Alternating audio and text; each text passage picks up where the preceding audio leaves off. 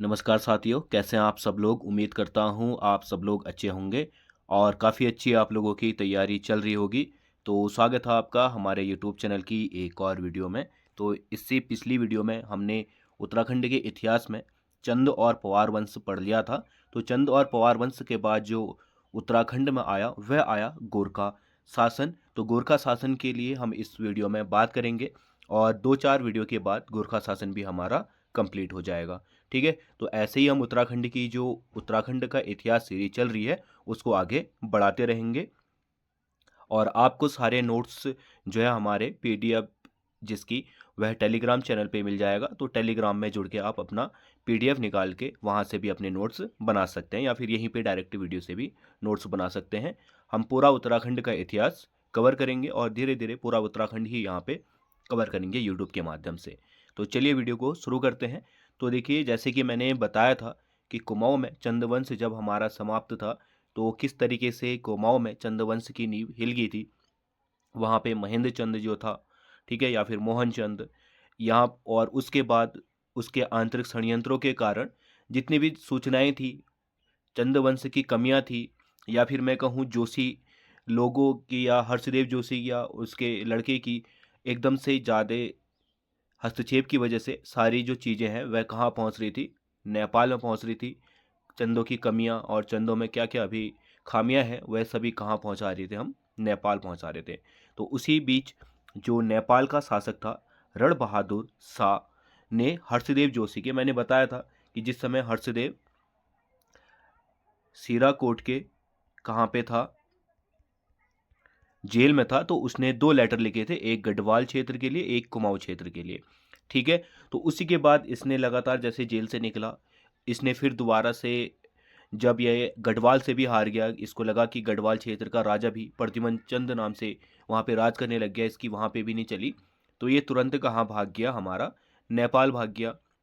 ठीक है, मोहन चंद का दोबारा आगमन हुआ प्रद्युमन के जाने के बाद। तो इस तरीके से ये कहाँ चले गया, नेपाल चले गया, और इसने किसको आमंत्रित किया फिर दोबारा से, गोरखों को आमंत्रित किया कि वह क्या करे, एक सेना भेजे। तो इसी के हर्षदेव जोशी के आगमन पर सन 1790 में रण बहादुर शाह ने अपनी गोरखा सेना कहाँ भेजी, कुमाऊं में भेजी। ठीक है, और इस आक्रमण में इसने अपने गोरखा के 4 सेनापति भेजे थे। पूछ सकता है, इम्पोर्टेंट है कि इनमें से कौन सा जो सेनापति है वह कुमाऊं में आक्रमण करने के लिए नहीं आया, या फिर किसी अलग तरीके से सवाल बना सकता है। तो इसके जो 4 सेनापति थे वह थे हस्तिदल चौतरिया, जगजीत पांडे, अमर सिंह थापा, ये थान नहीं है, ये थापा है यहाँ, इसको करेक्ट करिएगा आप, और सूरवीर थापा। ये 4 सेनापति की सहायता से इसने अपनी एक सेना भेजी कुमाऊं पे और यहाँ पे आक्रमण करने के लिए। और ये जो सेना थी वह एक जगह से ना आके 2 जगह से आई। ठीक है, गोरखा सेना ने कुमाऊं पर 2 जगह से आक्रमण किया, 2 अलग अलग टुकड़ियों से।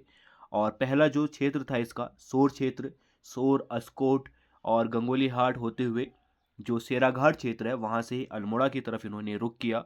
दूसरा जो पंचेश्वर क्षेत्र है, पंचेश्वर काली कुमाऊं, और उसके बिसंग से होकर अल्मोड़ा की ओर इन्होंने प्रस्थान किया। ठीक है, 2 टुकड़ियों में अलग अलग जगह से इन्होंने आक्रमण किया। इस आक्रमण में महेंद्र चंद जो था अल्मोड़ा का शासक, इसने काली कुमाऊं क्षेत्र की तरफ रुख किया और वहां से अपनी सेना को बचाने का प्रयास किया। इसी का लड़का था लाल सिंह। ठीक है, लाल सिंह ने जो अपना गंगुली हाट क्षेत्र है उस तरफ आक्रमण करके गोरखों को रोकने की कोशिश की, परंतु ये दोनों ही असफल रहे और ये दोनों तराई क्षेत्र में भागकर कोटा भाबर स्थान से ये दोनों मिलके अपना पीलीभीत भाग गए। और महेंद्र चंद यहाँ पे क्या हो गया, पराजित हो गया। और 1790 में जो गोरखा शासन है वह कहाँ पे, उन्होंने अल्मोड़ा के राजमहल पे अपना सिंहासन जारी कर लिया। उन्होंने गोरखा अल्मोड़ा पे अपना शासन स्थापित कर लिया। वहाँ की जो राज चेलियाँ थी या रानियाँ थी उनको सब अपने कब्जे में करके वहाँ पे अपना आक्रमण करने लग गए। ठीक है, और ऐसा कहा जाता है कि जो जितने भी वहाँ पे राज दरबारी थे जो अभी तक क्या कर रहे थे, गुड़ बना रहे थे, उनको भी इन्होंने बहुत ज़्यादा प्रताड़ित किया, जनता को प्रताड़ित किया। ठीक है, और जो जितना डेली का सामान होता था, लोहे, सोना, चांदी, वह डेली का डेली केनियो के माध्यम से या अन्य जो श्रमिक थे उनके माध्यम से कहाँ जाता था, नेपाल दरबार जाता था। ठीक है, और यहाँ तक कि इन्होंने ब्राह्मण जो जाति थी उनको भी नहीं छोड़ा, उनसे भी कहते थे कि ब्राह्मणों के पैर पूजे जाते हैं, सर नहीं, तो सर को जो सामान है उसको सर में रखो और नेपाल पहुंचाओ। ठीक है, तो इन्होंने ब्राह्मणों को भी इतनी वरीयता नहीं दी, उनको भी प्रताड़ित किया। सिर्फ ये जोशी और उपाध्याय, सॉरी पांडे और उपाध्याय, दो ब्राह्मण वर्गों को मानते थे और बाकी इन्होंने किसी ब्राह्मण वर्ग की भी यहाँ पे इज्जत नहीं की और बहुत लूटपाट की कुमाऊं मंडल में। ठीक है, फिर जो हमारा महेंद्र चंद और था, उसने महेंद्र चंद ने लाल सिंह के साथ मिलकर दोबारा आक्रमण किया 1794 में, जिसे बिरगुल युद्ध और किलपुर युद्ध कहा जाता है। और किलपुरी युद्ध में गोरखा सेना का नेतृत्व किया था काजी अमर सिंह थापा ने, और हर्षदेव मेहरों ने भी, जो मेहरा जाति थी, फरत्याल और मेहर जाति, क्योंकि गोरखा के आने से पहले इन दोनों का बहुत एक धड़ बन गया था, एक मेहर जाति का धड़ और एक फरत्याल जाति का धड़। ठीक है, इन दोनों ने ही पूरा कारोबार या जो दरबार है वह चला के रखा था। एक तरफ ये थे और दूसरी तरफ जोशी जो दरबारी थे हर्षदेव जोशी के साथ के ये थे। तो इन्होंने बहुत सारे पैतरे आजमाए थे चंद्रवंश में, और वही इनका क्या रहा था, कारण भी रहा था। ठीक है, इसके बारे में हम चंद्रवंश में पढ़ भी चुके हैं। तो इन्होंने पूर्ण सहयोग किया था किसका, गोरखों का। इन लोगों को भी उस समय लगा होगा कि क्या कहते हैं, गोरखा आएंगे और हमें ये शासन देके चले जाएंगे, परंतु ऐसा नहीं था, उन्होंने बहुत सारी लूटपाट यहाँ पे की। ठीक है, किलपुरी जो युद्ध हुआ था इसमें फिर अंग्रेजों का हस्तक्षेप भी कुमाऊं क्षेत्र में शुरू हो गया, जिसके बाद किलपुरी की संधि हुई 1794 में ही। और इस संधि के तहत, ठीक है, इस संधि के तहत ये संधि किस तरीके से मानी गई, ये संधि इस ऐसे बनाई गई कि जो जिसके पास जो क्षेत्र है वह अपने क्षेत्र पे रहेगा, दूसरे के क्षेत्र पे अतिक्रमण नहीं करेगा। अगर वह अतिक्रमण करता है या दूसरे के क्षेत्र पर आक्रमण करता है तो वह किलपुरी संधि की क्या मानी जाएगी, अवहेलना मानी जाएगी, और अंग्रेज क्या करेंगे, फिर वहां पे अपना शासन लागू कर देंगे। ठीक है, ये क्या थे, किलपुरी संधि थी। ठीक है, इस संधि के तहत फिर कुमाऊं जो है गोरखों को मिला, क्योंकि उन्होंने विजित किया था, और तराई जो है अवध नवाब को भी दिया गया, और महेंद्र चंद और लालचंद जो है पीलीभीत क्षेत्र में चले गए। ठीक है, और एटकिंसन है एक महान इतिहासकार, उन्होंने हर्षदेव को स्वार्थी, देशद्रोही व विभीषण बताया है। अपनी जो इन्होंने जिक्र किया है इतिहास का, तो उसमें इन्होंने हर्षदेव को बहुत ही स्वार्थी, देशद्रोही और विभीषण आदि उपनामों से बताया है इसको। ठीक है, फिर 1794 तक कुमाऊं में गोरखों का पूर्ण अधिकार हो गया था। तो ये तो क्या था, हमारा गोरखा का कुमाऊं पर आक्रमण था। उसी साल 1790 में, ठीक है, पूछता है सवाल ऐसा कि गोरखों ने कुमाऊं पर कब अपना सत्ता, या कब कुमाऊं पर गोरखों का शासन लागू हुआ, 1790 में हुआ। 1790 में जब कुमाऊं पर इन्होंने अधिकार कर लिया था, तो ये लोग उसी के साथ साथ कहाँ पे बढ़े थे, गढ़वाल क्षेत्र की तरफ। ठीक है, तो अब हम देखते हैं कि गढ़वाल क्षेत्र में इन्होंने क्या क्या किया।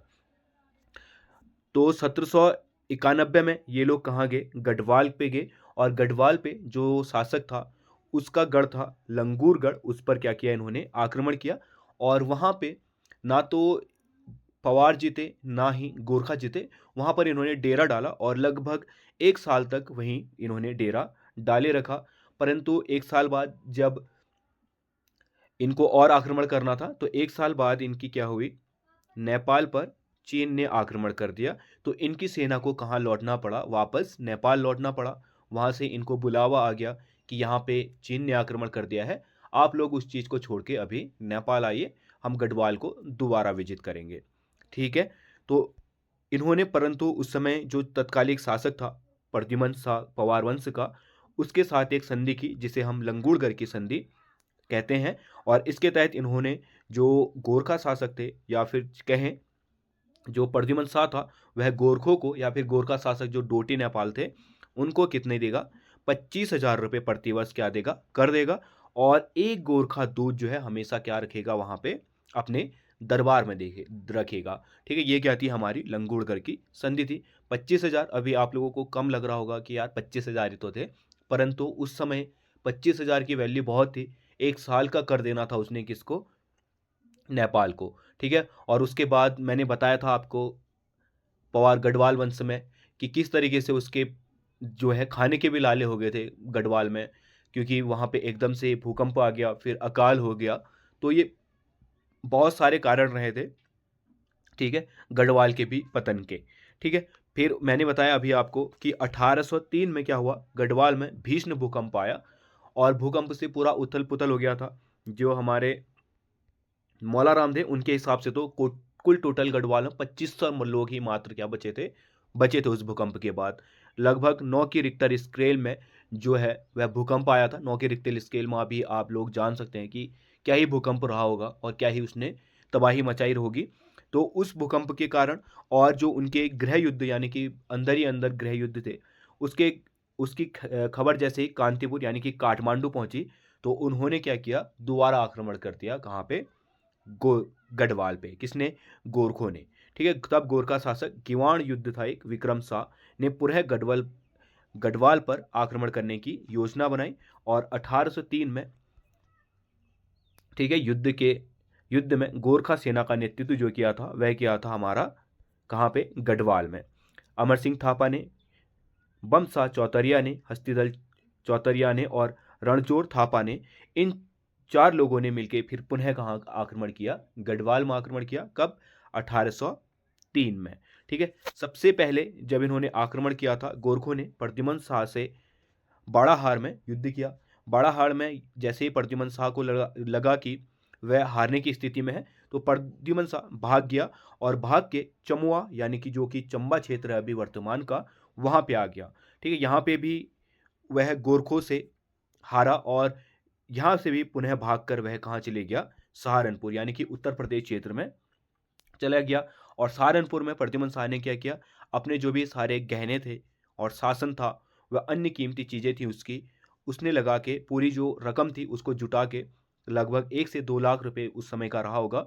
तो उसने क्या किया, वहाँ के जो सहारनपुर क्षेत्र है वहाँ का एक गुर्जर राजा था राम दयाल सिंह को पैसे देकर उससे क्या ली? 12,000 सैनिक प्राप्त किए, यानी कि 12,000 सैनिक उसने खरीदे और उन सैनिकों को इकट्ठा करके उसने पुनः कहाँ पे? गोरखों के लिए युद्ध आक्रमण कर दिया। ठीक है, यानी कि गोरखों के साथ इसने युद्ध की तैयारी कर दी और जिसके लिए गोरखों व प्रद्युमन शाह के बीच 14 मई 1804 को देहरादून के खुड़बुड़ा के मैदान में क्या हुआ? युद्ध हुआ, जिसमें प्रद्युमन शाह मारा गया, वीरगति को प्राप्त हुआ और गढ़वाल पर भी क्या हो गया? गोरखा शासन स्थापित हो गया। ठीक है, इस तरीके से 1790 में कुमाऊं और 1804 में गढ़वाल, इन दोनों ही जगह यानी कि संपूर्ण उत्तराखंड में किसका शासन हो गया? अब गोरखों का शासन हो गया। ठीक है, गोरखों की अगर शासन व्यवस्था करें तो इनकी शासन व्यवस्था जो थी चंदों के ही समतुल्य थी। जो सबसे बड़ा अधिकारी था, जैसे यहाँ पे राजा था, तो उसको कहा जाता था सुब्बा। ठीक है, प्रमुख और सर्वोच्च पद यही था, पर नहीं पद। ठीक है, फिर इसके नीचे होता था नायाब सुब्बा। ठीक है, जो कि एक सुब्बे का या उसकी उपस्थिति में राष्ट्रपति, इसको मान के चलो ये राष्ट्रपति और ये उपराष्ट्रपति। ठीक है, इस तरीके से ये था। फिर उस सुब्बा के नीचे था, नायाब सुब्बा के नीचे सूबेदार, जिसको सरदार भी कहा जाता था, ये दीवान या फिर मुंसिफ का कार्य करता था। इसके नीचे होते थे फौजदार। फौजदार जो कि एक परगने का अधिकारी था और परगने के अधिकारी के बाद सबसे नीचे था विचारी, जो कि कार्यवाहक न्याय व्यवस्था देखता था। न्याय व्यवस्था इनकी इतनी कुछ खास थी नहीं। ठीक है, लूटो पाटो और घर को जाओ वाले इनका हिसाब था, उसको हम पढ़ेंगे आगे। ठीक है, और कौन कौन से यहाँ पे शासक रहे, क्योंकि यहाँ पे सात शासक तो थे नहीं हमारे कहाँ पे कुमाऊं और गढ़वाल में। तो 1790 से कौन कौन से जो सेनापति थे या सूबे थे जिन्होंने कहाँ पे? कुमाऊं पे आक्रमण शासन किया, और 1804 से कौन कौन से सूबे थे जिन्होंने गढ़वाल में शासन किया, उसको हम पढ़ेंगे अगली पार्ट में। तो अगले पार्ट में हम जितने भी हमारे यहाँ पे सूबे हुए जिन्होंने शासन किया उसके बारे में पढ़ेंगे। फिर उसके बाद जो इनकी न्याय व्यवस्था या धार्मिक व्यवस्था थी या अन्य जो चीज़ें हैं उसके बारे में पढ़ के 3 भागों में गोरखा शासन को यहाँ पे समाप्त कर देंगे। फिर उसके बाद हम टिहरी रियासत में जाएंगे और ऐसे ही करके हम अन्य जो पार्ट्स हैं उसके माध्यम से उत्तराखंड का इतिहास को कवर करेंगे। ठीक है, तो आज की वीडियो में हम इतना ही रखते हैं। आज की वीडियो में हमने गोरखा शासन के बारे में पढ़ा उम्मीद करता हूँ आपको वीडियो पसंद आई होगी। वीडियो पसंद आई है तो वीडियो को लाइक कर देना, चैनल में नए हो तो चैनल को सब्सक्राइब करके ज़रूर जाना। और अगर उत्तराखंड का इतिहास पढ़ना है तो हमारी प्लेलिस्ट है उत्तराखंड का इतिहास, और हिंदी की भी प्लेलिस्ट है, आप वहाँ पे जाके संपूर्ण हिंदी और संपूर्ण उत्तराखंड पढ़ सकते हो। ठीक है, हम मिलते हैं अगले वीडियो में, तब तक के लिए बाय।